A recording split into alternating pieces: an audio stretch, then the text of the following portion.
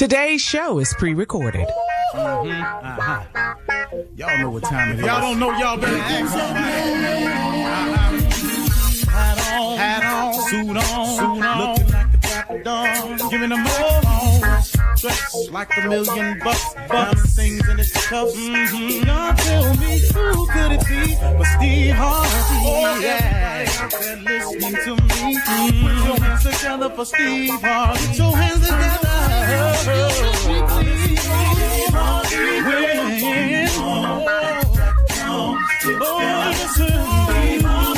Why don't you join? Yeah.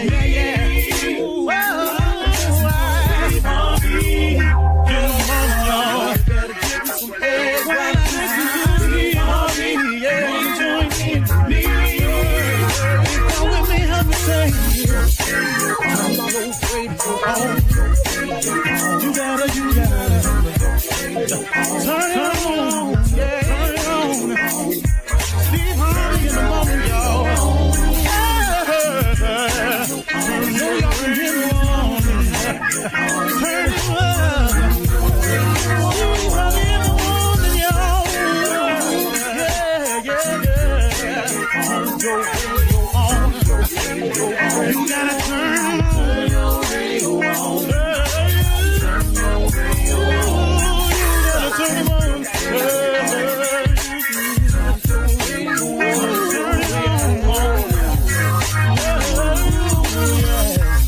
Turn them out. Steve Harvey got to turn them out. Steve Harvey turn them on to the morning, y'all.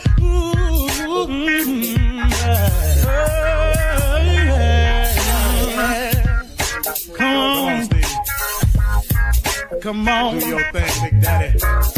I sure will. Good morning, everybody. Y'all listening to The Voice. Come on, dig me now. One and only Steve Harvey. I got a radio show. Real grateful for that. You know, it's funny. I remember when I first started out in radio, a lot of my peers laughed at me.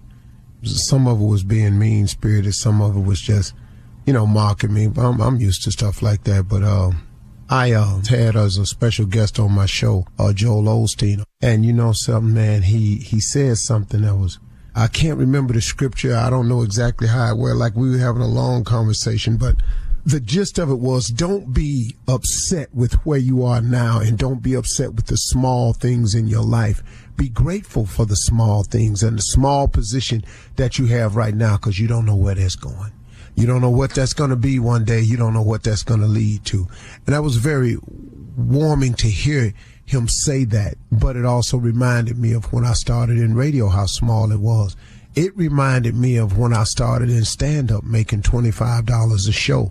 It reminds me of not having a home at a period in my life and what God has allowed me to live in now. So don't be distraught over your position now, and don't be ungrateful or unappreciative for the things you have now, because you don't know what that's going to grow into. And that's really the gist of that I got from what he was saying. I just wanted to share that with you, that where you are now is so temporary, because now, like I've said before, now is a fleeting moment. Right after you finish saying now, that moment that you claimed as now, that's gone.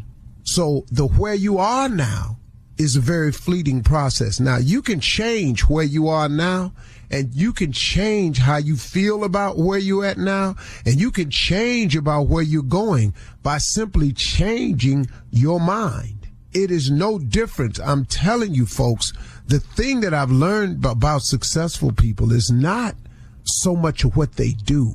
It's not what they have. The biggest thing I've learned about successful people is how they think. That's the thing that's different. It's how they think. And I'm telling you that you can change the way you think on any subject and start becoming successful towards that starting now. You have to understand that, man. The biggest difference I've noticed between successful people and non-successful people is how they think. I was reading where this guy said that he was taught all wrong about money. He said that his father was very negative about money. All throughout his life, he heard his father say, people who got money have walked on somebody to get it or cheated somebody to get it. People who have money, money is the root of all evil. Money is this, and people who got money, don't deserve it. They've done something wrong to get it, yada, yada. So he said he grew up the whole time thinking that having money was wrong with that. He discovered that it wasn't. Look, you can choose to be successful any way you want to. I've chosen several ways to be successful. I want to be a very, very successful father. I think that's one of the things that's paramount in my life, that I really am working hard right now to become a successful father. Not a successful father in terms of money, but a successful father in terms of offering the amount of love and guidance and leadership and the example that my children need to look at. And that's what I'm really, really working hard at now. I want to be successful as a father, but I want to be successful as a husband. I want Marjorie to always know that she can count on me, to not have to wonder about me or look for me. I want her to feel secure in the fact that I really have gotten it right, that I really am focused on being a good husband to her, because it means so much to me. So I'm working hard on a lot of levels. I'm working hard. I'm trying very strong to be a successful motivator of people. I want to be a sharer of information to people that will uplift others and give others the same things that I've learned through the trials and tribulations of my life, but at the same time, share that information and use the power of this microphone to uplift people, not to destroy. My show is not about, guess what so-and-so said, guess what so-and-so did. I don't like mean-spirited things about people. I joke with people who call in, that's another thing. But I don't like destroying people with the power of the microphone. So I'm working very hard on being successful in a lot of areas of my life. Now, also, I do care about being financially successful, too, because my father, one of the gifts he gave me was a very simple gift. He told me a long time ago, he said, son, the best thing you can do for poor people is not be one of them. And that stuck with me. And this was a hard-working man who was a coal miner, who worked construction his entire life. My father didn't have an easy life, man. My father didn't sit behind a microphone.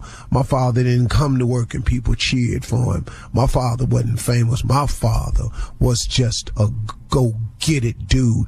Now, he instilled that in me, and I've taken that and applied it to my craft, and I thank God for him for that. But I do try to be financially successful so that I can do some things with it to help some other people. Now, am I opposed to having nice things? No. Do I apologize for having nice things? No. And why should I? I work. I'm not on the radio asking to give me money, so I can go buy a car. I'm working, so I don't feel how you want to feel, and other people do feel that way about it. But if success in terms of finance is what you're lacking, you can go about the business of doing that. I'm writing a book, and that whole book is about teaching people how to become successful. And man, I'm breaking it down in a way where everybody can get it, man, because I want the college student to get it. I want the working mom to get it, the single mom to get it, the hard-working father that's been trying to hold his family together can get it, the father that ain't ever got it together and feel that because of that reason he can't be the father he needs to be. I'm writing something, man, to put it into words to let you know that God is a forgiving God, and that God is a merciful God, and that God can get you out of any situation you find yourself in. You just can't beat yourself up every time you make a mistake. I make mistakes all the time, man. I just got to remind myself to get up. I ask God for forgiveness. I call on his mercy and his grace, and I get up and I go again. But it's coming, man. And if finance success is what you want, you got to change your mind. You got to start thinking about how to produce it. The first thing you do is you got to ask. You got to ask to have a life and have a life more abundantly. That's a scripture, that he comes to you to give you life and to give you life more abundantly. That's a scripture. That ain't a joke. That ain't a theory. That's a fact. And the fact that if you don't have a life of abundance, you can get that by asking. Then it starts by believing. And the how-to, don't even worry about that. He takes care of that himself. He'll send the stuff your way. But you got to be willing to put some effort in this thing now, and you can do it. Okay, I know I was a little around the place today, but that's what it was. So, let's go get it. You're listening to the Steve Harvey Morning Show. Ladies and gentlemen, let me have your undivided attention. This is the voice of the one and only Steve Harvey. This is the leader and the captain, the curator, ostentator, violator, communicator of the morning show. Why have I decided to approach it like this? I don't know, because there's a level of ignorance in me that comes out from time to time, and it's very present right now. This is how we're going to do it this morning on the Steve Harvey Morning Show. Ain't no telling how it's going to go. I will just give you this warning. I will be different early on. I may settle down after the first 4 breaks, but CLO will be different. And what Junior finna ask me finna be different. Welcome, Shirley Strawberry, Carla Farrell, Mississippi Monica, Junior, come back here, legend that is nephew Tom. Junior, let's hear it. All right, let's talk about. Okay, man. I like to say congratulations, third day without your hat. Congratulations. Thank you, appreciate it. Prom season, prom. How was your prom, What happened on your prom day? How was you? How was you dressed? Everything. I wasn't the man I am today. Okay. I was still trying to be different. Now, 2 of my partners had on the same color tux. Manny and Ricardo, we all lived on the same block. It was 4 of us going to the prom at the same time. Manny and Ricardo, both of them had on yellow jackets. My boy Butch had on a blue tuxedo jacket, black pants. I had on lavender. Crushed velvet butterfly bow tie. Ruffle shirt, white shirt, lavender lace. Flag Brothers platform shoes, $14, had been in layaway 6 months. Okay. Bell bottom pants covered the toe of the shoe, so fly. Cool in the Gang was the star of the prom, after prom. Hollywood Swangers. Oh, man. You understand? Okay. Who you went with? Who you went with? Marcia Harris. She went to my church. I wanted to go with Patricia Turner, but she had an older boyfriend, and he came. He was like 20. What is old behind doing? Yeah, he need to be in jail. Had his own car and everything. I used my sister's car to go to the prom. He should have caught a case. Yeah, but she was 18. Ooh, she was fine. I went to the prom, one of the worst events. What? The girl brother, Junie, told me don't take my sister, man. But it was 2 weeks before the prom, and I asked her because I ain't had no date. She said, yeah, she'll go. And she fell asleep at the prom. She fell asleep at the prom, and she fell asleep at the after prom. How boring were you? Horrible experience. Boring. She went to sleep. I was on the dance floor giving it to him. In the lavender. Shirley. Wow. All right. All right. Coming up at 32 minutes after the hour, we will hear from the nephew as he runs that prank back right after this. You're listening to the Steve Harvey Morning Show.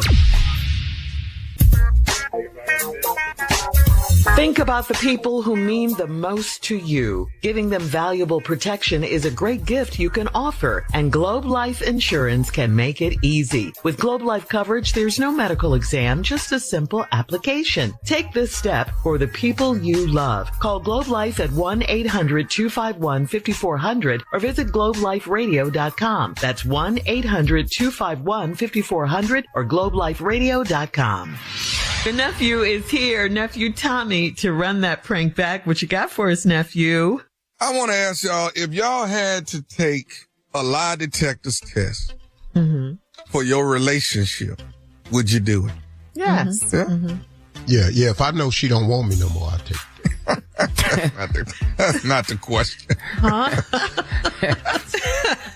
Long as Junior, you can want, you take a test? Me? Yeah, I can take it. But we all know who can't take it. You Yeah, I can can take a test. I didn't have to pass tests before. You know you ain't We're gonna talking pass about your it. uncle. Exactly. Here we go. Lie detector test. Hello. Hello, this is Dr. Pritchard with counseling. I'm trying to reach Ken Hill. Speaking. Hello, Ken. I've been counseling your wife, Dorothy, for the last few months here, and she's. Are we able to get you to come into the office? For and when? Sometime next week. Actually, Dorothy and I have had a conversation. She let me know the things that you guys are going through, and what she's trying to do is get you to come in and actually take a lie detector test next week. Excuse me? She would like for you to come in and take a lie detector test next week. You want me to take a lie? This is what she said? This is what Dorothy has agreed upon. This is what she wants to do, and she thinks it's going to help the relationship. I'm all about making the relationship work, but I'm not taking no lie detector test. I'm sorry. What's the purpose for a lie detector test? I ain't done nothing wrong. Is there anything that you're hiding, Ken? Oh, I'm not hiding anything, but what's the purpose of me taking a lie detector test if I ain't did nothing? Well, I mean, this is something. Who bright idea was this? This is something that Dorothy wants to, and put within the relationship. She wants you to take a lie detector test. Oh no, I'm not taking no lie detector, bro. I'm sorry. I mean, I am the one that suggested it to her because it helps the relationship. So you suggested to my wife that I take a lie detector test? Why is she not taking a lie detector test? Ken, I've heard everything that's going on with you guys' relationship. No. I'm asking the question. Why do I have to take a lie detector test and she does not, Mr. Counselor? Would you like for me to have her take a test as well? We both need to take a test. If that's the case, because I'm not taking this on my own. Is there anything? Is there anything that you've done, Ken, that you don't? Bruh, I haven't done anything. This is crazy. Like, it doesn't make any sense whatsoever. When did y'all talk about this? We had a conversation earlier today. Today. Yes, sir. I'm gonna have to call her because this don't make no sense. Well, don't you? It's gonna have to be a Zoom meeting or something because Ken not about to take no lie detector test. Dorothy wants to start with a clean slate, and that's when I'm starting with the. What's your name again? I don't call you out your name. What's your name again? My name is Dr. Pritchard. Pritchard, bro. I'm not taking no lie detector test. You can take the lie detector test, but I'm not taking it. Okay. I don't need to take no lie detector test. Okay, but don't you? I haven't done anything wrong. Now my past ain't squeaky clean, but I ain't taking no lie detector test. Okay, but now now it seems like you have something to hide, Ken. I'm not hiding nothing, Devin. I know I'm not taking no lie detector test, sir. Okay. Listen, if you're not willing to take the test, I have to go back. And let Dorothy know that you are not. Hey, I have to let her know that you're not ready to have a clean slate in this relationship. I don't give a what you say or do, but I'm not taking no lie detector test. So, but Dorothy wants one. She can take one. Let her take it. If she want to take a test, by all means, take the some. But you know who not taking it, Devin? Ken not taking that. Ken, explain this. Why are you being offensive about this? Why is there a problem with you taking the test? Because you called me on some lie detector test, and matter of fact, I ain't got to talk to you. I'm gonna call her. I understand you want to have a conversation with your wife about this situation, and I get that part. But I'm trying to figure out what it is that you're trying to hide. This is going to give. Why is it? Come on, bro. Let me talk now. You the counselor, but what makes you say lie detector test? Of all because it's going to create a clean slate. She's going to know. But why we can't come in, sit down, and have an adult conversation and talk this out? But you talking about a lie detector test? What's the questions on a lie detector test? What have you done in your past? I ain't did nothing. Have you had another relationship going on? There's a lot of things that we're going to cover. Well, sir. Let me just tell you this: Ken is not taking no lie detector test. So if you want to take it. By all means. I'm not taking it. This is about you and Dorothy. That's what this is about. I understand that, sir. But you're not hearing what I'm saying. You're making my job hard right now. I don't give a bruh. You getting paid, right? Is you getting paid for it? I'm getting paid, but you're making it impossible right now. I don't give a I don't give a bruh. That test. You're creating a hostile environment. That's what you're doing. Bruh, listen to me. Devin. What part of I'm not taking no lie detector test you don't get. Or you're not understanding. Is it not registering? Are you dumb, stupid, or slow? I mean, you're a counselor, so you got to have some sense, right? I have a lot of sense. And let me explain it. The ultimatum is either you take the test or you're going to lose your relationship. Either way. Well, if that's the case, Devin, the relationship is gone. Because Ken not taking no lie test. Okay. Done committed a murder or some What the So if I got to come drag your ass out of the house and take the test, then you have bring to... your on then, bruh. Bring it. Come on. You f***ing with the wrong one, pimp. You f***ing with the wrong one, pimp. But you want to talk all that big bad bring your on. Bring your on. Okay. I'll tell you what. You're supposed to be a counselor, professional. What the man, what the you want, bro? You know what Dorothy told me? You know what she told me? No test, bro. Do you know what Dorothy told me? What the she tell you? She told me to tell you just got pranked. This nephew Tommy from the Steve Harvey Morning Show. We done got that ass, kid. Hey, hold on. I know you lying. No, Ken, we got you, baby. This nephew Tommy, man. I know you lying. I listen to your all the time, and I'm the one that got. I know you lying. Somebody gonna hurt you. You got to do this for me, man. You got to do it, Ken. Tell everybody, baby, what is the baddest radio show in the land? Ooh, that's Steve Harvey Morning Show. Yes, sir. All right, nephew. Thank you. Coming up next, it is Ask the CLO, our Chief Love Officer, Steve Harvey, in the building right after this. You're listening to the Steve Harvey Morning Show. Think about the people who mean the most to you. Giving them valuable protection is a great gift you can offer, and Globe Life Insurance can make it easy. With Globe Life coverage, there's no medical exam, just a simple application. Take this step for the people you love. Call Globe Life at 1-800-251-5400 or visit globeliferadio.com. That's 1-800-251-5400 or globeliferadio.com. Coming up at the top of the hour in entertainment news, it's May Day, and this year's theme is workers over billionaires. We'll talk about that. Also, King Charles III and Queen Camilla visited the White House this week, and lots of people use the internet to get their medical advice instead of going to a real doctor. That's all coming up at the top of the hour, but right now, it is time to ask the CLO, our Chief Love Officer, Steve Harvey. This is from Faith in Memphis. Faith writes, I messed around with one of my dad's friends. When I saw him at my dad's birthday dinner, he was touchy-feely in front of my parents. I told him to cut it out, and he said he'll stop if I come visit him. Why can't he accept that what we had is over?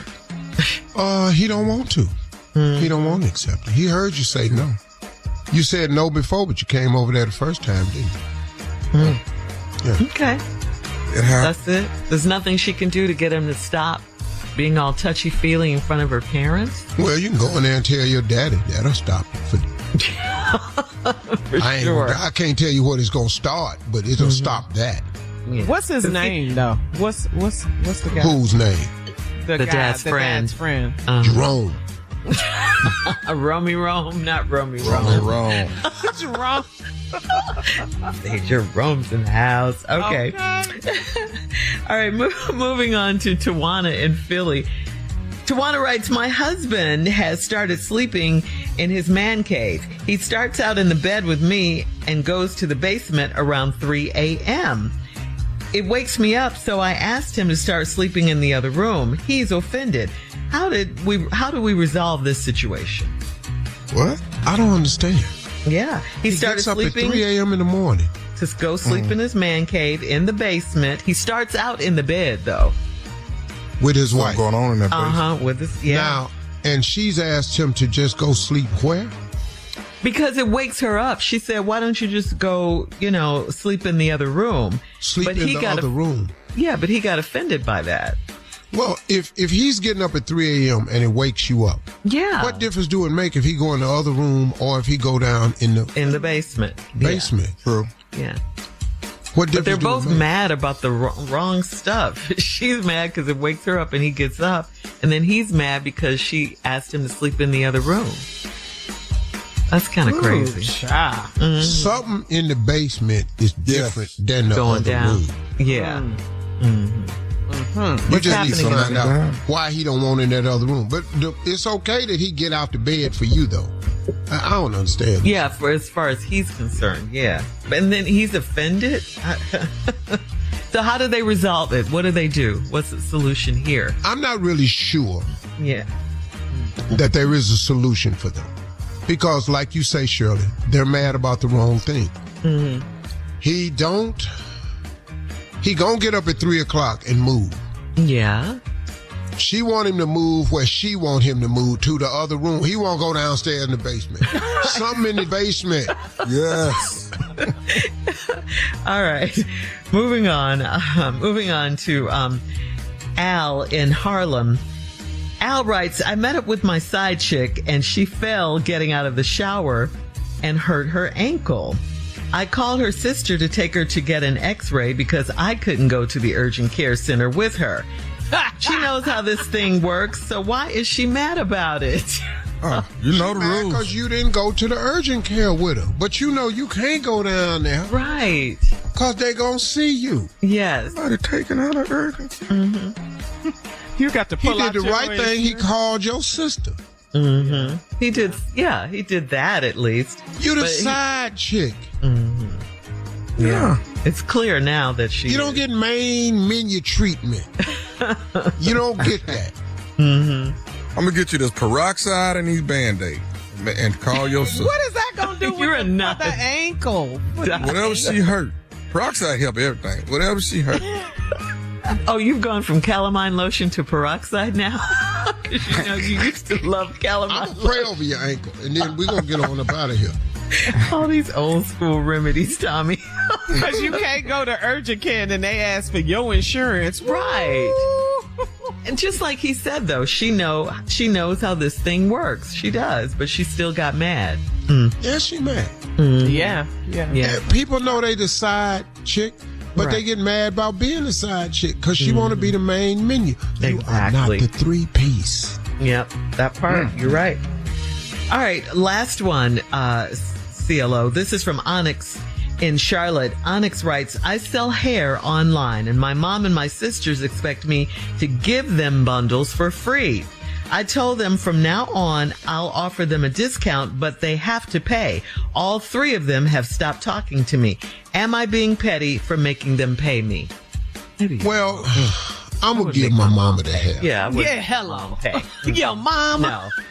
No. You can have anything, Mom. No. Yeah. Agreed. And she's Yeah. Now all these cousins. Sisters. Just her sisters. Sister, Nene, them, Niecy. Niecy. CC. Bria, all y'all. We're going to need some money. I got business going on. Yeah. It seems like that's all she'd have to say. But exclude her mom from that. Just give it to her mom. A lot of people need hair. Mm-hmm. Yeah. Junior, you walked Yeah, man. You do this to yourself. Oh, Junior. Well, I probably need to call then, huh? You realized it. Why did you say anything? Finally took that hat off. You see all that shine on his forehead? You see hair up there anyway. Yeah, you're right, Carl. I do it to myself. But he's getting a haircut. It's yeah. He just got one, right? He just got a haircut, right? What? Well, that's what he said. Yeah. When'd you go to the barbershop, Junior? Was it Wednesday? Oh, yeah, well, Wednesday. Yeah. Hey, look, how much? Look at his head. How much that cost? $40. $40. You could have went to Chili's. Is that too much? You could have went to $40. You could have taken all of us there for 40. But no, Junior, you don't look good. I see it's on the sides. It don't look good. Turn to the left. We don't see nothing. Yeah, see, I see your line. I see it. No, you see the side. Yeah, we look see at the the hairline. top. Yeah, you can see all that. Yeah. Ask George Jefferson to bend his head down. Who is George Jefferson? Junior is George Jefferson. That's Sherman Hemsley. That's what you're saying. He rocking the George. Come on, Uncle. Why would you do him? Beans don't burn on the grill. Took a whole lot of trying just to get up this hill. But now you up in the big league. I'm just gonna got your turn at bat. You're going to get it all. Ain't nothing been the same. I'm going to cut it all off since you stopped wearing your hat. Showing on up. Not showing on up. Hairline's gone. Well, when he turned to the side, are you saying you could not see hair? Are you saying that, Steve? Because we could clearly see it. I'm going to cut it off. Let's clearly discuss it when we come I'm going back. to cut it off next week. All right, coming up at the top of the hour, we will have some entertainment news for you right after this. Yeah. You're listening to the Steve Harvey Morning Show. It's May 1st, which is known as May Day annually. This year's central theme is workers over billionaires. And the National May Day Strong Coalition consists of over 500 labor and community organizations. To stay on theme, workers across the country are expected to march and demand a nation that puts workers over billionaires. They want to demand this. The May Day Strong Coalition has asked for no school, no work, and no shopping today. The core principle behind all May Day events today is a commitment to non-violent action. And have you guys heard about this? Has anybody heard about May Day? No, but I'll participate. Mm-hmm. What, in the no school, no work, or no shopping? Which one? All of them. You gotta come to work. I agree with what they're saying. Mm-hmm. Here's the problem in this country that we live in. The workers over billionaires. Here's the problem. 5% of the people in this world make 95% of the money. Mm-hmm. That's the problem. Mm-hmm. What? Wait, say it again. 5% of the people in this world make 95% of the money made in this world. That's crazy. That's a fact. Billionaires know that. Millionaires know that. They control the policies because they control the money. Yeah, you're right. Mm-hmm. And even though I agree what they're saying, workers over billionaires, you got to go about it a different way, though. Mm-hmm. So, what do you suggest then? I don't really. It's not how it's set up. It's not how they're going to allow it to be set up. They've asked for no school, no work, and no shopping. You can do all that. Day. Mm-hmm. And then the next day, guess what? They're going to dismantle. They're going to go back to school. They're going to go back to shopping. And they're going to go back to work because they have to do all three of those things. Mm-hmm. Yeah. You have to shop to survive. You have to work to make payments to live. And you have to go to school to get educated to better your life. It's just, period. Mm-hmm. And billionaires know that. Yeah. It's a difficult thing, man. It's just, I think what has to be done is, they going like every year the Democrats say, we're going to make the billionaires pay their fair share. They're not. Mm-hmm. They're not. And to them, they're paying more than their fair share because of the number of taxes that they do have to pay. Mm-hmm. And their argument is, if it wasn't for billionaires who provide all the jobs for people, you wouldn't have that. And so what we have to work on is like John Hope Bryant. We have to work on economic empowerment. You have to get yourself in the best economic empowerment position that you can. Mm-hmm. Yeah. Yeah. Mm-hmm. And then you'll have a voice, at least a say so in your life. Mm-hmm. Right. See, you're trying to control all the billionaires when you really need to be trying to control is you. Your existence, where you and your family are headed in your direction. The anti-fight to stop them from having this, you're wasting time from having yours. Isn't that kind of what your dad told you years ago, Steve? The best way not to be poor. The best thing you can do for poor people is not be one of them. Mm-hmm. Man, that's the first thing you ever told me. You got to get yourself together, folks. Yeah. I remember that. We got to get that economic empowerment for ourselves so you can control the destiny and direction of yourself and your family. Mm-hmm. The fight against the billionaires, you're not going to win that fight. You don't have the resources or the time. Because all this time, see, that's what makes us not get it, man. All this time dedicated to stopping the billionaires and pointing the finger at them, all this time you could be building yourself. And they know that. And that's the distraction that they keep going. See, if you throw in a few assassination attempts, if you throw in a war that we shouldn't even be in, if you throw in firing a couple of DOJ people that you really don't like, no way, fire a couple people in your administration, you throw it out the distraction. And then all of a sudden you forget, you don't talk about the Epstein files no more. Right. Yeah. See, ain't nobody talking about Elon Musk no more. But you know what Elon Musk came in and did? He had one job. His $270 billion behind, took his money, came in here and told the government how you can shave all your spending, and they cut everything the Republicans wanted to cut. DEI and all of this, which was veterans' rights, which is Medicaid or Medicare, whichever one that they took now, and Social Security. And this Healthcare Act that they've been screaming about, but they have nothing to replace it with. It's affecting all of it. And while we focusing on trying to make billionaires pay their fair share, we keep going nowhere. Mm-hmm.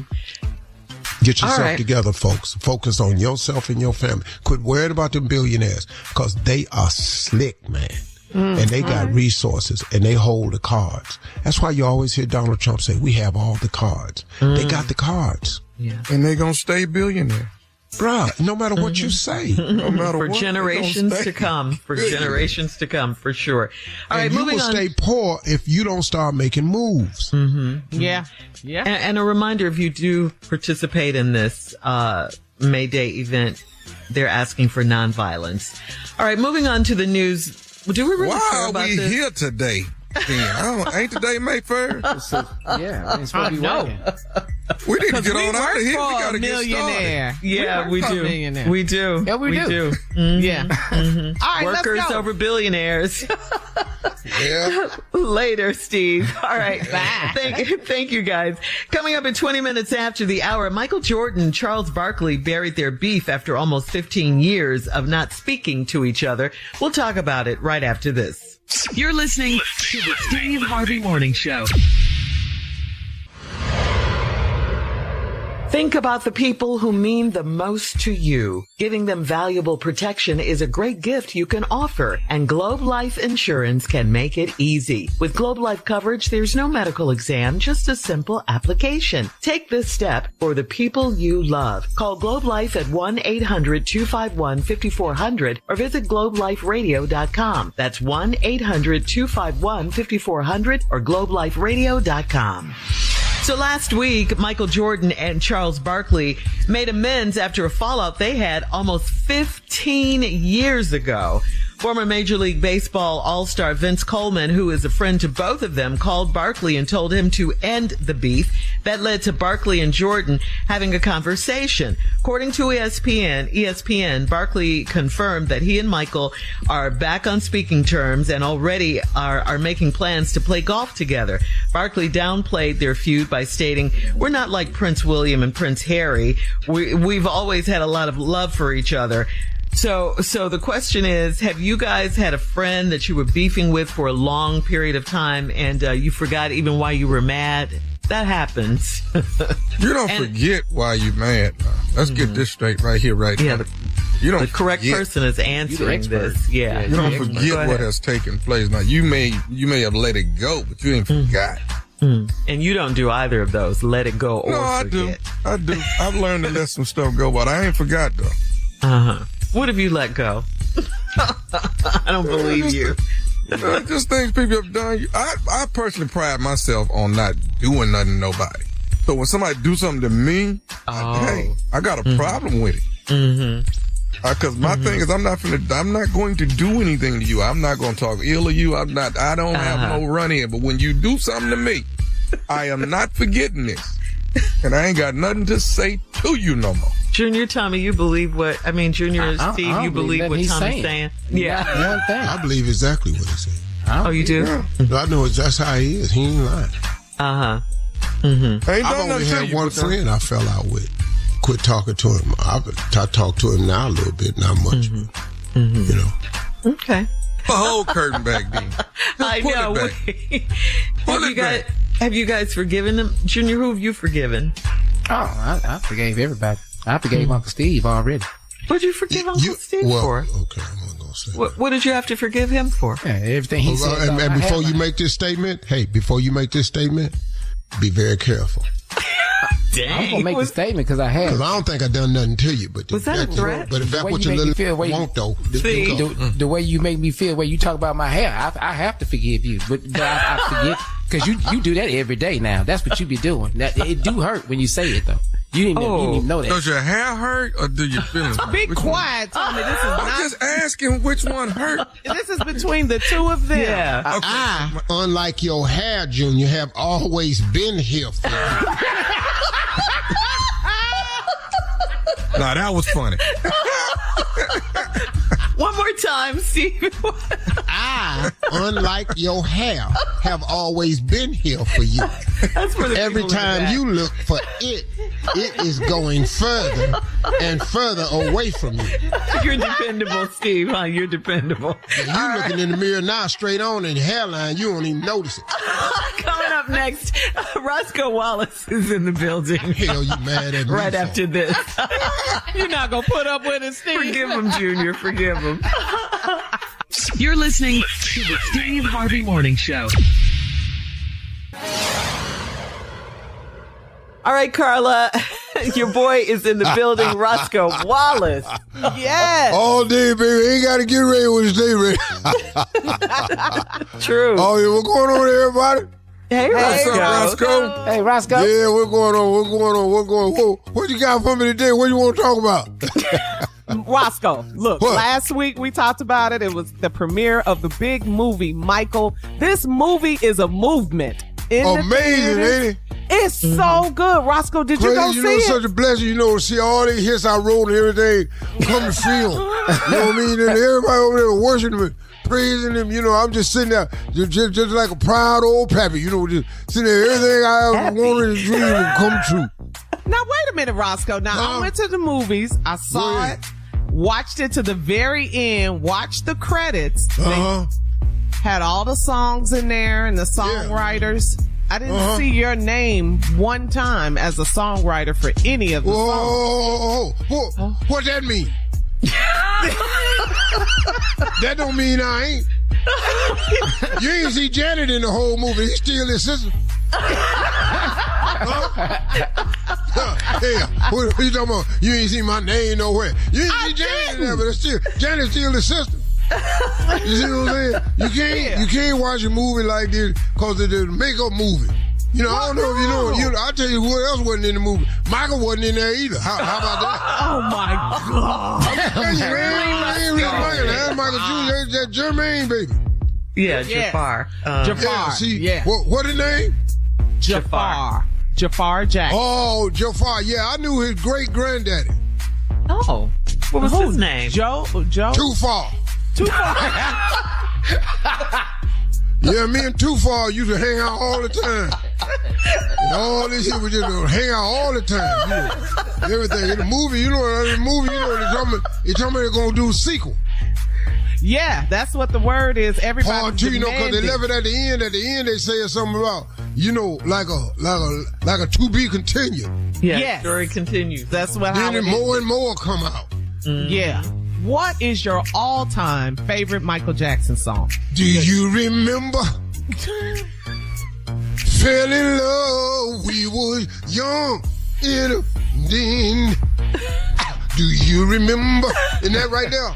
Mm-hmm. See, that got put in a song by accident. A lot of people didn't know that. What part? That ad-lib? That ad-lib part?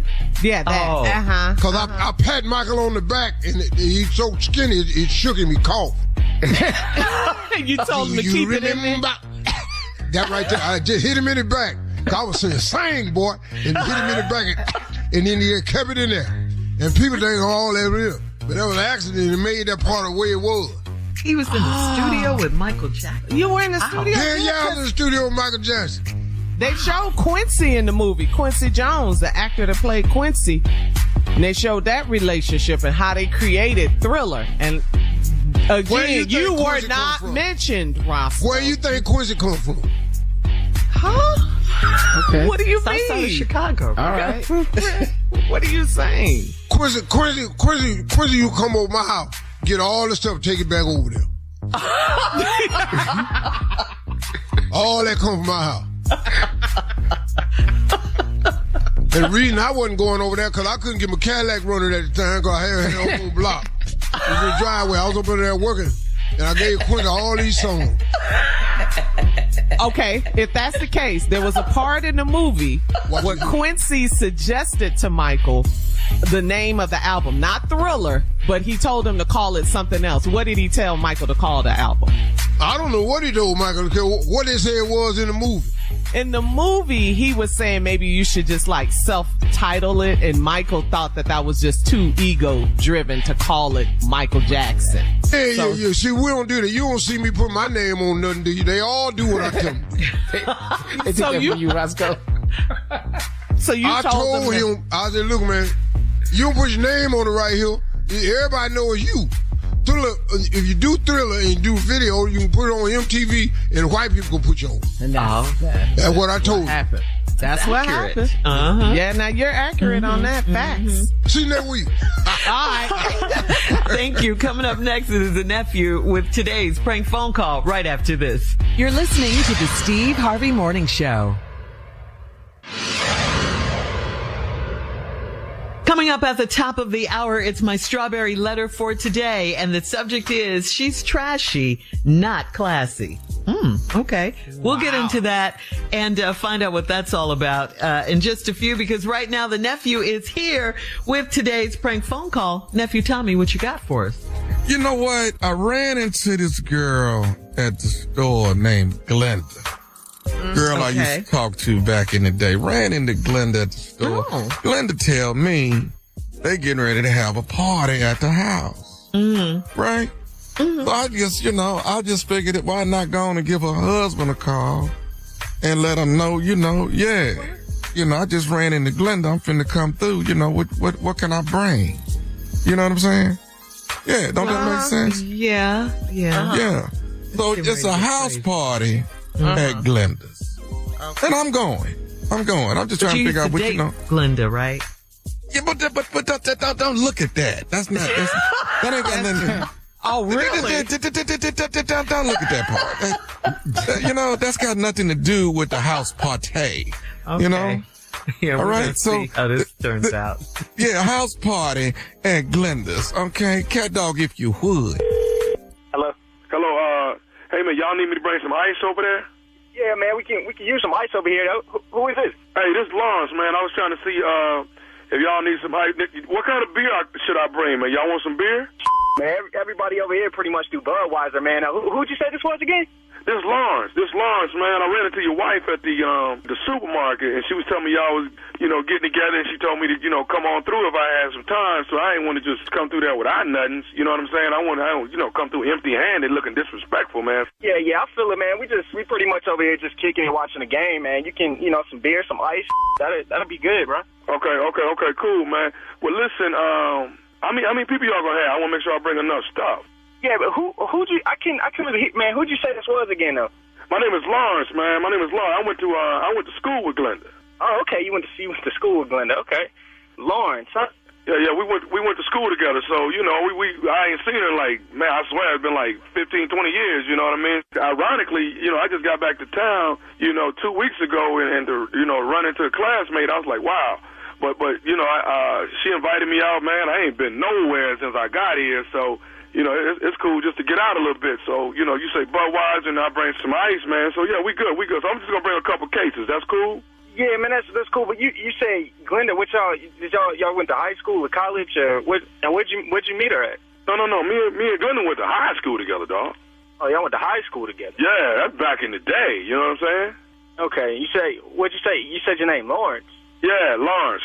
Yeah, we went to high school together, man. That was, man, Glenda still look good, dog. How long y'all been married?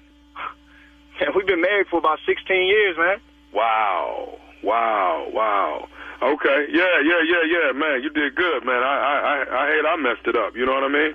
But, you know, it's neither here nor there, man. But it's just ironic that I ran into her, man, so I just appreciated the invite. I saw Glenda, man, your girl looking good, man. I ain't seen her in a long time, you know what I'm saying? Yeah, yo, man, let's back up a minute, man. What you mean you hate you messed that up? What you mean by that? Well, okay, my bad, dog. I'm thinking you familiar with my name. No, see, Glenda was my high school sweetheart. You know, we dated from 9th grade to the 12th grade, man. We went to prom together. All right, bro. Look, all right, man. I see. You know what, man? Let me see. I don't know what Glenda, what she meant by telling you you could come through the crib, bro. But you can't come through my house, dog. I mean, I done had mine back in the day, and she might have had hers, bro. But you can't come over my house, dude. Okay, hold up, man. Now, Glenda then invited me, and I'm coming. I don't know what the hostility is, but I'm coming to the house. You ain't coming to my house, dog. Hey, dog, listen to me, man. I'm not finna sit here and go back and forth with you. I done ran into Glenda in the store. Glenda said it was good to see me, come through tonight. I say, cool, and she gave me the number asking you what else I should get, So I'm calling you saying, hey, man, you want some ice and some beer? I'm gonna roll through, man. It's just a party, dog. You insecure? What's up? No, I ain't no insecure. Listen to me, dog. I'm gonna go and get Glenda. All right, and this, because this right here don't make sense to me, dog. What you mean Glenda invited you to the house? And I'm telling you right now, you ain't coming to my house, bro. If you come to my house, you're going to get up. Hold on. So what you threatening me now, dog? That's what you doing? Threatening you. Who is you, dog? I'm her first. That's who I am. Dog. I would never do that first. I'm her first. I'm the one she really remember. What you mean you the one she really remember? I'm her first, dog. See, man, look, man, I like I said, you bring your punk over to my house, and it's going to be about 20 waiting on you. All right, all my boys over here, we kicking it. All right, you bring your over here, you won't leave. I promise you that. I tell you what, man, I'll be over there because Glenda the one invited me, and I'm showing up. And if you start tripping with me, guess what, dog? It's on and popping. One thing I ain't forgot is my first love, and my first love then invited me to the house. Man, I can't even deal with this right here, bro. I'm going to tell you. You obviously you don't spoke to Glenda. You know where the I live, all right? You show your up. I want you to come on over and you show up. Like I said, you show up and your ain't going home. I promise you that, bro. It's whatever then, man. It's whatever. Bro. Hey, bro, look, man. Me and my boys over here, we just waiting on it. All you got to do is make the move, bro. All you got to do is make the move. I tell you what, man. Let me call Glenda. See, I need to call Glenda. Because, see, Glenda. Let me get Glenda. Who the are you, dog? Who the are you? I'm going to tell you one more time. I am Glenda's first. I don't give a and it sounds like I might be her last, her everything. This must be out his mind, CeeLo. Listen, I got this on the phone, bro. Yo, dog. Hey, let me ask you this here, man. You don't even know where Glenda's spot at, do you? What the I know where her spot at. What the who the are you, dog? What the think this is, bro? Hey, man, you bring your over here. I want you to show up at my You call me with this stupid bro. You talking about my girl's spot. You come, but I want to see you at the crib right now, bro. Get your in your whip right now. You drive down to my and I'm going to you up, bro. You ain't finna do nothing to me. What? I said you ain't going to do nothing to you, huh? I ain't going to do nothing to you. I promise you bring over here, bro. I'm telling you, not going home, dog. You're not going home. Whatever. I got one more thing I want to say to you. Is you listening? My girl? What the I got one more thing I want to say to you, though. Is you listening to me? I'm not listening to you. Hey, man, is you listening? Is you listening? Because evidently you ain't. Are you listening to me? You want to say? This is Nephew Tommy from the Steve Harvey Morning Show. You just got pranked by your wife, Glenda.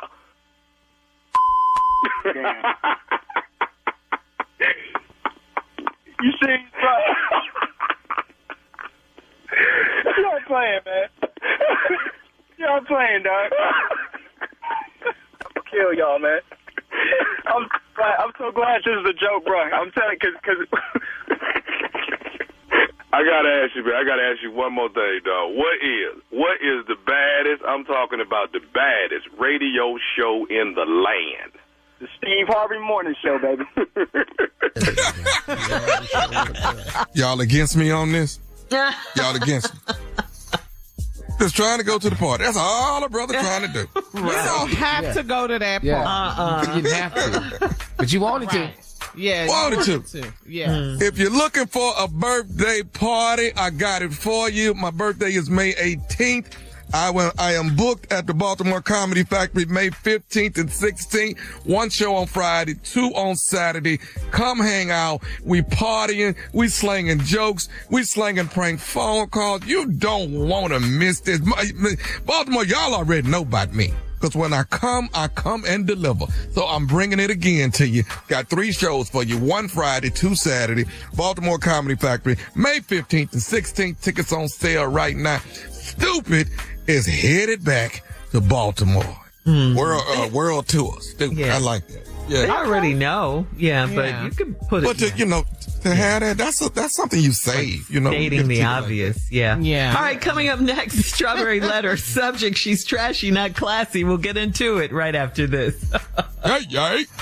Do you ever notice your floors still look dirty even after you mop? Power Mop gives you a deeper clean you can see and feel. Unlike stream mops, Swiffer Power Mop absorbs more dirt and locks it away even in hard to reach places like behind the toilet. The new micro scrubbers deliver thousands of tiny deep cleaning actions for results that look, smell, and feel clean. No more dirty floors. Try the Swiffer Power Mop. Love it or your money back.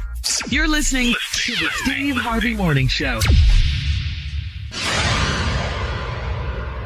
It is time now for today's Strawberry Letter. And if you need advice on relationships, on work, on sex, on parenting, and more, please submit your Strawberry Letter to SteveHarveyFM.com by clicking Submit Strawberry Letter, okay?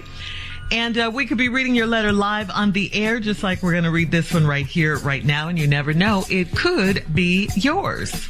All right, ladies and gentlemen, it is time for the Strawberry Letter with my good friend Shirley Strawberry. Thank you, my good friend Junior. Subject, she's trashy, not classy, and I told everyone. Dear Steve and Shirley, I'm 48 years old, and I just got engaged to a hardworking man that was known around town as a womanizer and a partier. We were close friends for years before he took our relationship to the next level. Before we took our relationship to the next level, we got engaged, and he said that his cheating days were over. He lied, and I caught him cheating with a 58-year-old lady that has a reputation for being classy and bougie. She has a great job, nice home, and 3 great children that she raised with her husband. She got divorced 2 years ago, and most people rallied around her and blamed her husband for the divorce. But he told people that she's trashy and the truth will come out.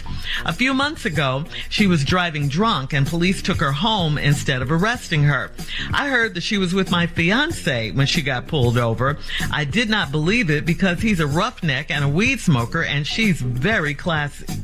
Boy, was I wrong. And I was devastated when I found out who she really is.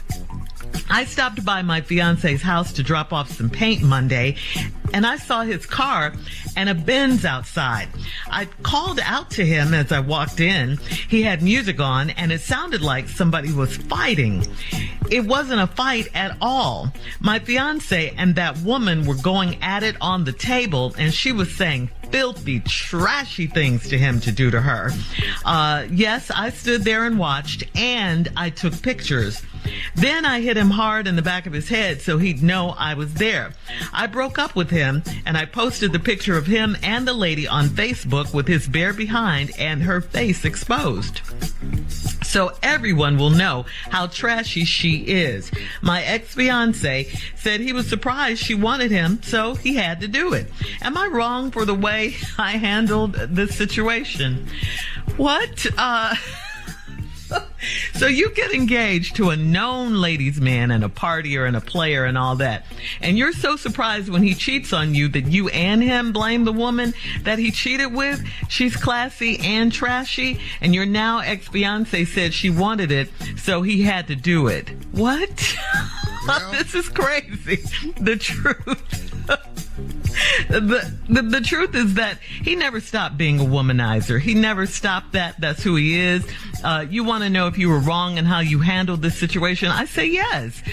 You catching him and taking pictures and posting them on Facebook is just you and your feelings, and you just wanted to get revenge. You wanted to get back at him, but mostly her. It had nothing to do with them, everything to do with you and your anger and your wanting to, get back. You willingly hooked up with this guy, knowing exactly who he was when you got engaged, but you're still blaming the woman and calling her names. Although I personally don't think classy and bougie, I don't think, that's anything wrong with that. It's him. Now her 3 great kids, as you call them, have to hear about and see their mom naked on Facebook and live with the public scrutiny because of all the choices you made. And you're still more mad at her than him. I mean, you knew who he was when you married him. Steve, she married him. Got engaged to him. I can tell by your voice it's confusing, and it is. So many people write in, and when I find out the particulars of the letter, they actually mad at the wrong person. Yeah. She more mad at the lady than him. When who you need to be mad with is yourself. Right. Because you picked him knowing you're engaged to a hard-working man. Because you got to be hard-working to be a womanizer. That is hard work. You got to put in time, boy. Right. You're a hard-working man that's known around town as a womanizer. Now, this is around town. This is not a big place, everybody. This is a town. Okay. He's known around town and a partier. Now, when they say partier, they ain't talking about exactly clubs. That's weed smoking, getting high, sitting around drinking. That's what she mean by that. And we were close friends for years, but we took our relationship to the next level. Because you had heard about all the womanizing and you wanted to see what it was about. Well, you found out and he was pretty good at it, too. He pretty good at it. He got you all the way in. You just went, oh, Lord, this is what they talking about? Ooh. I'll tell you how good it got. Y'all got engaged. And then he told you and said his cheating days was over. He lied. I caught him cheating with a 58-year-old lady that has a reputation of being classy and bougie. See, that's what bothered you. She got a great job, nice home, 3 great children that she raised with her husband. She got divorced a couple years ago, and most of the people rallied around her. That's a small town. Everybody rallied around her. It's small town. Yeah, and blamed her husband for the divorce, but he told people she trashy, and the truth will come out. A few months ago, she was driving drunk. Police took her home instead of arresting her. That's a small town. Small town. I heard she was with my fiance when she got pulled over.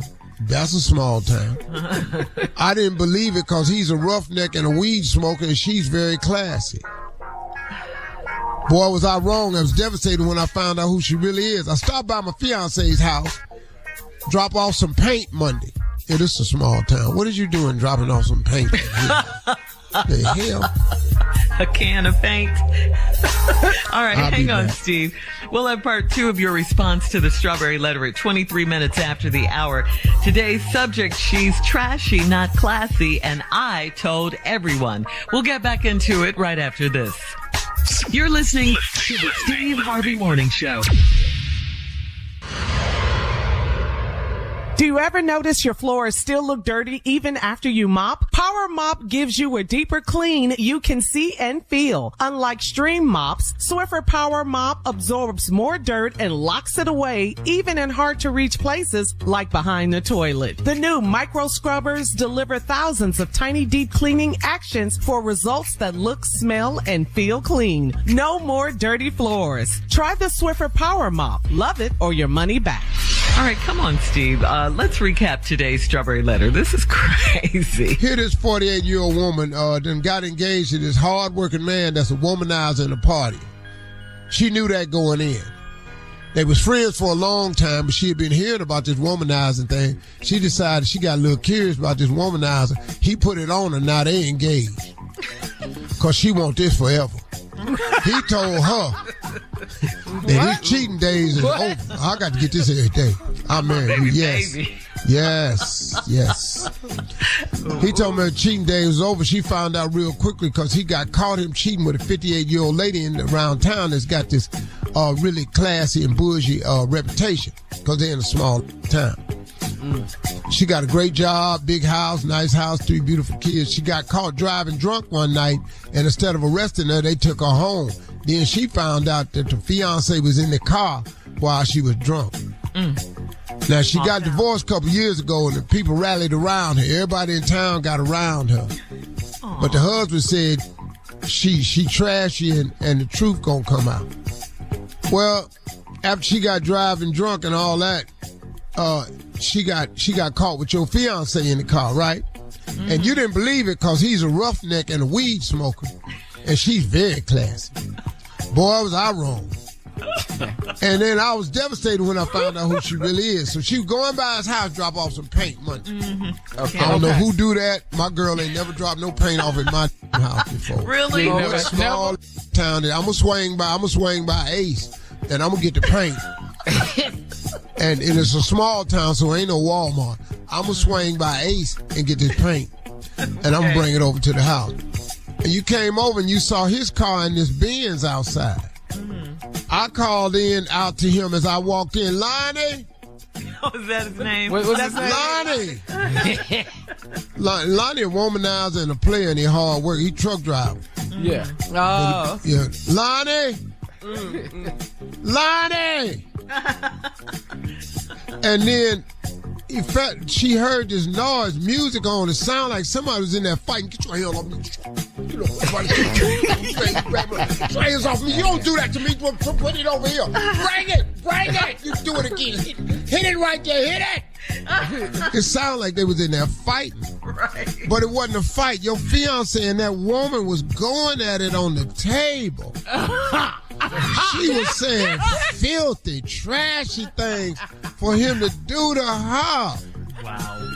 I stood there and watched because, she was passing out some really good instructions and he was following them too. So I was watching. I was going, he did that to me. Yeah. She started taking notes up. Yeah, took notes and pictures. Wow. Then I hit him hard in the back of the head so he'd know I was there. I broke up with him. You see me back here. You so busy. Did you see me back here? This is crazy. So I posted the picture of him and the lady on Facebook with his bad behind or her face exposed. Crazy. So everybody would know how trashy she is. My ex-fiance said he was surprised that she wanted me. I don't even know how this happened because I was just sitting over there and then she wanted me. And I was just sitting there thinking, classy and bougie and everything. Why would she want somebody like me? So it gave me a lot of, it made my self-esteem was just overwhelming at that point. And so then when my self-esteem had never been that high before, I went, I got to do it. I mean, what you want me to do? She came in here and said she wanted me. What was I supposed to do? If she said she wants you, what would you do? So it's her fault again. And now here she come. All she had to do was leave me alone because I wouldn't have did it. She hadn't asked me to. Because why would she want somebody like me? I drive a Pepsi truck. I make all deliveries and stuff. They got Pepsi machine in their house. They well off. They got Pepsi machine. I was taking Pepsi around back and all the stuff with Ruth and kids. She got nice kids. And then next thing I know, she looked at me and I looked at her and, I ain't think nothing of it. Then, she called me and brings more Pepsi over there and I was drinking Pepsi. So when I came over there with the Pepsi, then she was over there. I just said, well, since I'm here with this Pepsi, and then, so I had just finished drinking a Pepsi, and I had some Pepsi on my mouth, and then she licked the Pepsi off my mouth. And I went, what was I supposed to do? What was I supposed to do? You could lick the Pepsi off my lips. I was sitting here going, Really Pepsi. And then the next thing, then we started seeing each other. So then one day she had called me and I didn't have no more Pepsi on the truck. So she said she come to the... You ran out? Yeah. she said, I told her I was finna paint this house, because you was bringing the paint by. I told her I was going to paint the house, and she said, well, she'll bring the Pepsi by because she know I'm going to get thirsty while I'm painting the house. And she came in there with all that Pepsi, and then here you come with the paint. But she brought the Pepsi in, and this time she had Pepsi on her mouth. And she asked me to lick the Pepsi off of her mouth. Yeah. And I had to because I didn't want it to dry. Because, I don't know if you've been around Pepsi, but if you don't get the Pepsi off, it gets sticky. But did she ask you or did she tell you? Because, it sounded like they were fighting. So. No, she told me, you better beat this. That's what I thought, yeah. You better beat me. And I just beat me like I stole some Pepsi. Leave your comments on yes, Steve. Leave your comments on today's Strawberry Letter on Instagram at Steve Harvey FM. Please check out the Strawberry Letter podcast on demand. Coming up next, it is Junior and Sports Talk right after this. You're listening to the Steve Harvey Morning Show. Do you ever notice your floors still look dirty even after you mop? Power Mop gives you a deeper clean you can see and feel. Unlike stream mops, Swiffer Power Mop absorbs more dirt and locks it away even in hard-to-reach places like behind the toilet. The new micro scrubbers deliver thousands of tiny deep cleaning actions for results that look, smell, and feel clean. No more dirty floors. Try the Swiffer Power Mop. Love it or your money back. It is time now for Junior and Sports Talk. What you got, Junior? I'm not doing sports today, Shirley. I'm not. I need to talk to Uncle Steve and Nephew Tommy. Really? Yeah, because earlier this week they was talking about my hairline a lot. They just been talking about it. Yeah. And so the only way I know how to answer is through poetry. I wrote a poem too. And I want to share it with them. What a treat. Okay. Let's hear it. And the name of the poem is My Hairline. That's the name of the poem. Ooh. My Hairline. You better be Here we go. I like it. Here we go. Unc, you wrote a poem about me earlier this week, and that's fine. You and Tommy always joking about my hairline. So here's a poem for the both of you, because writing poetry is what I do. Y'all can make jokes, I do not care, because I know there's a lot of jealousy in here. See, back in my prime, I had curly hair. All the women used to stop and stare. When Tommy makes jokes, I keep my cool, cause I refuse to be upset by a tiny little fool. Listen up, Unc and Tommy. I'm not worried about a thing, cause when it comes to poetry, I'm a real king. The end. I'm gonna have to leave Earth. You better do it. Yes. I'm gonna have to get out of Junior. here. Wow. I'm gonna have to leave Earth. I can't be here no more. You did have the curls. You did have I had them. curls. Yes. That's why they You mad. ate, Junior. You ate. I love that. I'm telling you, I'm gonna have to get in a rocket and just go. Yes. Yes. Okay. Yeah, so Feedback? So, Tom, Feedback? Yeah. Want to talk about the hairline now? I would have respected more if you'd have done your poem with your hat off. You know what I mean? And keep it real. Such a hater. Such a hater. So when you and the Keebler elves get into it, does it sound like this? When y'all be in that little tree, just in that tree trunk, just rocking, does it sound like that? They be in there getting haircuts. That's what they be doing. That's right. What happened? You know, I just want to know. You. Okay. Let me see, man. Let me think for a second. No, I don't need to think. I just do my poems off the top of my head. You ain't got to think. Why do you always have to have a rebuttal? You have to have one. You don't want to apologize? Yeah, apologize. We're talking about his hair all week. Whoa. Here we go. I have a poem, too. I know we're talking about the hair and your head that is on, but I just want you to know that it's over, Junior, because it's all gone. Now, you can talk about your curls you used to have back in your prime. Well, that's over. The end. What? That didn't rhyme at the end. The end. That's whack phone. Sometimes it just go away. That's what I'm trying to say. All right. Thank you, Junior, for that beautiful poem. And Steve. All right. Coming up at the top of the hour, a man thinks his brother and cousin are too comfortable with each other. We'll talk about that right after this. You're listening to the Steve Harvey Morning Show. All right, so this is from Manny in Flint.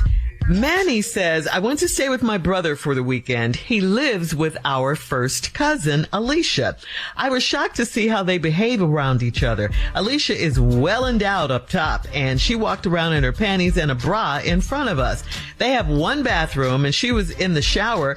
My brother walked in to use the bathroom, to use a toilet, he says. She slept in a slinky nightgown with no underwear and didn't close her bedroom door.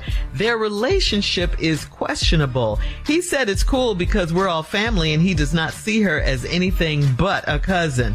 Should I mind my business or talk to them about how this looks? That's what Manny let me explain wants something to know. When your brother says it's nothing because we all family, and I don't see her that way. What does but he really you mean? see her that way? He see her that way too, though. Okay. So he's not being truthful, the brother. You can't unsee what you see. Yeah. There is something going on. They are very familiar, very comfortable, very common, as my mother would say, with each other. Yeah. So, okay. I have no experience with that, my family. Everybody in my family look like they my cousin. No kissing cousins. Like your cousin. What does that mean? Like you supposed to look. Like you. That way we can all just play. Okay. It ain't gonna cross your mind. Yeah. Okay. All right. We do have time for another one. And Tommy and Junior are awfully quiet. All whoop me, so. Because you were the baby of the family, right? My girl cousins could whoop me. I'm talking about not no whooping like your mama. I'm talking about could beat my ass. Beat down. Beat down. Junior, you have an interesting family. Anything like? No, I'm with all my cousins look like my cousins. They listen to the show. I better not say that. Let me ask you a question, Junior. Junior, let me ask you a question. Yeah. Better not be nothing. Do everybody in your family have all they have? You know what? Tommy, you're awfully quiet. Let's go to you. That is so wrong. Tommy. I don't have nothing to say on that. I'm still back when we did sports, when we did the poem and he threw a rock at me. I'm just still stuck on that. Throw rocks at him every day. Yeah, so I wrote a quick little poem that I'd like to spit out. Oh, now you. And we're here for it. No, we're not. What is it? Let's go. Here it is. I don't care about your hair. Honestly, I think you use now. $40 haircuts for what? You in denial. That's what's up. Maybe you should tattoo a hairline across your head. Something to explain why you wear a do-rag to bed. That's all I got so far. All right. As far as you got with it. You know what, Tommy? I ain't supposed to be laughing. I ain't supposed to be laughing, Tommy. That was good. Well, you're a poet laureate, so you should know. Yeah. Especially tattooing that hairline on your head. That'll give you something to talk about. Though. At least it'll be that. Wow. Oh, my gosh. All right, this has turned into a lot here. All right, coming up, we'll have more of this very poetic show. Justice. Yes. More poetic justice. Yes, right after this. This is Steve Harvey Morning Show, man. Praise dancers now. Nah. Moves don't be in sync. None of that. Well, you haven't seen the good ones. First of all, we ain't got room enough for everybody to be up there. Our sanctuary ain't that big. Y'all already know we got one person go up there at a time. And don't come down the aisle. 7 people. Stop coming down the aisle with me. Well, that's what you do when you don't have a big stage. You're too close. Get back up there where we can see everybody. All coming down the aisle. All behind me and next to me. Twirling in front of my grandmother's lap. No, I don't need that. Standing around in these hot white gowns, just fanning this funk around this church.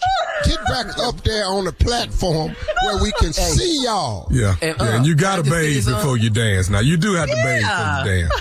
Everybody can't touch their toes. If everybody can't touch their toes, don't even do the toe movement in there. Right. We had it before. Hey, there's more of the Steve Harvey Morning Show coming up right after this. You're listening to the Steve Harvey Morning Show. A new online study shows that Americans turn to the internet for medical advice now more than ever before, and then decide whether or not to actually go to the doctor. But what's really scary is that more and more are skipping the doctor altogether. Costs and long wait times are driving this trend. Health experts warn that Google and AI should not replace professional medical care, especially when symptoms are serious. So here's a question. Do you guys Google your symptoms first before you call your doctor? Yes. No, I go to the doctor. Yeah, I do. I still go to the doctor, but I go to the doctor. Yeah. Yeah, Tommy? With all I've been through, I am actually a MD now. I am a medical doctor. I know everything that's Just going that on easy. with me. Steve? I do it. I do it three-step process. I Google it. Yeah. I go to my doctor. Then I Google it. Okay. Yeah. Okay. Yeah, because you want to know. And then I got to do that. I got to do that 3 times. I'll get a different opinion. I recommend that. You should always get a different opinion. Second, third opinion. I Google before. I Google my symptoms, see what I got. Then I go into let the doctor tell me what I got and his opinion. Then I go Google that. And I take all that information I have and I go to my next doctor because I'm going to get another opinion. There are doctors who are just not up on all the new medical findings. And some doctors are relying on their medical treatment based on the last time they was in school. And there's too much new stuff out here. All right. Thank you. We'll have more of the Steve Harvey Morning Show right after this.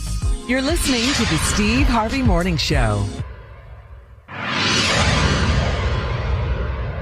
Think about the people who mean the most to you. Giving them valuable protection is a great gift you can offer, and Globe Life Insurance can make it easy. With Globe Life coverage, there's no medical exam, just a simple application. Take this step for the people you love. Call Globe Life at 1-800-251-5400 or visit globeliferadio.com. That's 1-800-251-5400 or globeliferadio.com.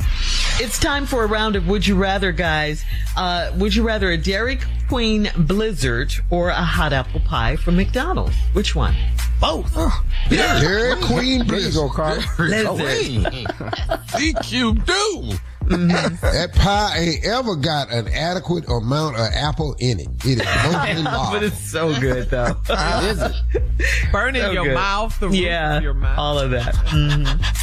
All right, would you rather get $2 million in cash, $2 million in cash, or get $10 million worth of real estate? Both. Yeah. Say it again, Shirley. $2 million in cash or $10 million in real estate? I want that real estate. The real estate. I'm going to take $10 million in real estate. What? Yeah, that land. Yeah. They ain't making no more land. They're not making more. They're not making more land. Yep. Yeah. Yep. All right. Would you rather live in a small rural community or would you rather live in the heart of a big city? I'm in the rural now. Yeah. That city. That train every day. I can't do that. I love city sounds.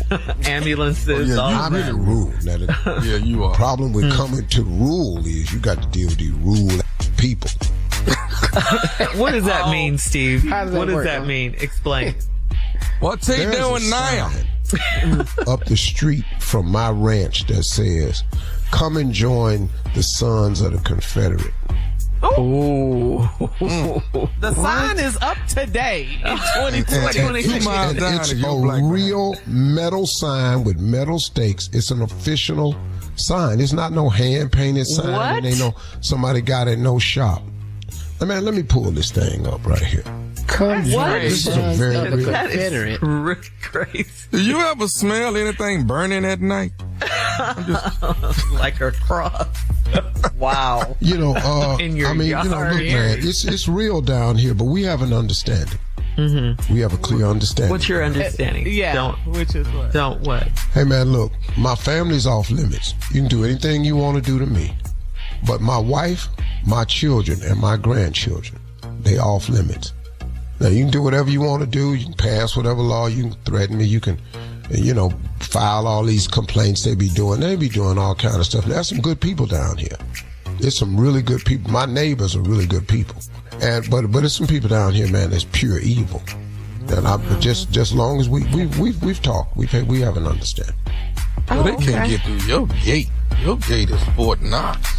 You talking about the ranch, the rural area where you are. Yeah. But we got some good people out here, man. I got a buddy down here that owns a cattle ranch, and I get all my beef and meat from him. And then I only eat the vegetables that I grow down here. All my vegetables are organic. Okay. All right. So you a farmer too? I don't farm nothing. I pay people to farm. Yes, Jim. You got no chemicals, man. That's all good. Right. That's really good. All right. Thank you, guys. That's today's round of Would You Rather. Coming up, it is our last break of the day. And, of course, we will close out the show with the one and only Steve Harvey right after this. You're listening to the Steve Harvey Morning Show. Think about the people who mean the most to you. Giving them valuable protection is a great gift you can offer, and Globe Life Insurance can make it easy. With Globe Life coverage, there's no medical exam, just a simple application. Take this step for the people you love. Call Globe Life at 1-800-251-5400 or visit globeliferadio.com. That's 1-800-251-5400 or globeliferadio.com. Here we are, guys. Our last break of the day on this Friday. It's been a great week. Thank you guys for listening always. We appreciate you. Before we get out of here, Junior, you have a question for Steve? Oh, I had a question for Junior. Okay, well, go. You have a question for Junior. You ever seen Buck and the Preacher? What is that? Movie Buck and the Preacher. Wow. What year was that? Oh, yeah, you wasn't here. I But you just see here. it's with Sidney Poitier and Harry Belafonte. Harry. Wow. All righty. Let the games begin. Junior, you have a question for Steve. Crazy. I'm scared now to ask Unc anything because I know where it's going to lead to. You going No, to it the ain't. Kentucky Derby? Y'all going to the Derby? No, come on. Steve? No, You I ain't going there. No. Okay. No, my brother What you got, was Junior? there. That was the only reason I went, because of Junior Bridgman. He was the first person that really invited me to and took care of me and everything, man. And he just that was the reason I went, man. Junior Bridgman, man, was one of the great men in this world, on this earth, man. I'm gonna tell you something. I never met a finer man than Junior Bridgman. I've never met a finer man. Sitting around Junior Bridgman made me want to be a better businessman, but more importantly, just a better husband and father. I never saw nobody, not no man, that had that kind of money that was that way with his family. I ain't never seen it before. I've never seen it. And Junior Bridgman was that guy. I've never seen it, man. And I mean that from the bottom of my heart. I never saw it. And he inspired me to do better because he was that way. I went, wow. Because, look, man, he taught me so much, man. He tried to help me in so many ways to teach me.